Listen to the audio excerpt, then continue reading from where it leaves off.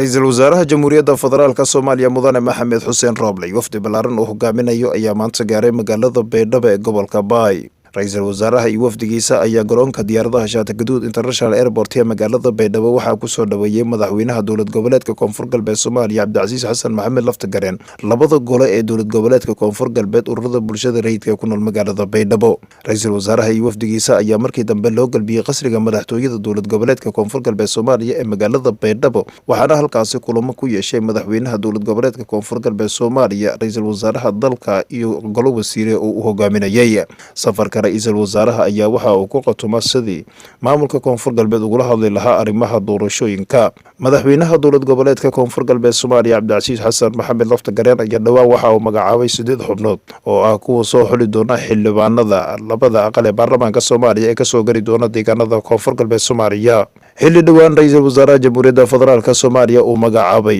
xubnaha guddiga doorashooyinka ee heer waqooyi ama Somaliland taasoo aad ay ugu soo horjeesteen mucaaradka sida weyn uga soo horjeeda dowladda federaalka Soomaaliya. Raiisul Wasaaraha Jamhuuriyadda Federaalka Soomaaliya oo dhawaan hadlay waxa uu sheegay in aysan jirin boob lagu hayo kursiga madaxweynaha iyo tan baarlamaanka waxaana uu u ballan qaaday mucaaradka inay isdajiyaan isla markaana wax walba la xalin doono. Waxaana sidoo kale Raiisul Wasaaraha uu sheegay inaysan jiri doonin doorasho lagu shubta. Madaxweynaha Koonfur Galbeed Soomaaliya iyo Raiisul Wasaaraha dalka ayaa inta uu ku sugan yahay Baydhabo waxa ay ka wada hadli doonaan xaalado dhowr ah oo quseeya Soomaaliya oo ugu weyn tahay doorashada dalka. dhinaca kale waxaa maalintii labaad magaalada Muqdisho ee caasimadda Soomaaliya ka soconaya kulan u dhaxeeya musharaxiinta madaxweynaha u taagan ee sanada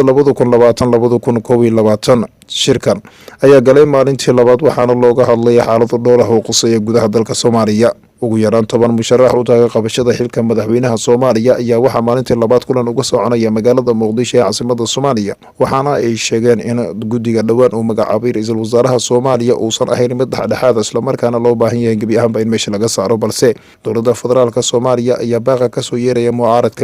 dhigshala qusiin waxaase laga dhowr sugaya kama dambaysta maadaama maalinta beriyo Isniinta ee taariikhda ay ku asaysan tahay 23 bishii 11 2020 ay soo gabagabeeyaan isla markaana laga soo saaro warmurtiyeedkii ugu dambeeyay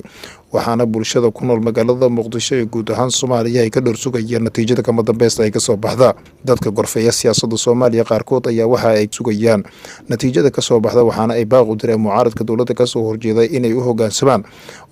waxyaabaha ay wado dowladda federaalka Soomaaliya balse hore ay u sheegeen inay qaadici doonaan wax walba ay dowladda ay wadato. shakhsiyaadka laga xusi karo 10kaas xubnood ayaa waxaa ka mid ah madaxweynihii hore ee Soomaaliya Xasan Sheekh Maxamuud, Sheekh Shariif Sheekh Axmed, gudoomiyaha xisbiga wadajir Cabdiraxmaan Cabdishakuur Warsame, madaxweynihii hore ee Koonfur Galbeed Shariif Xasan Sheekh Aadan, madaxweynihii hore ee Galmudug Cabdikariin Xuseen Guleed, Raiisul Wasaarihii hore ee Soomaaliya Xasan Cali Khayre, qaar ka mid ah siyaasiyiin kale u taagan qabashada xilka madaxweynaha sida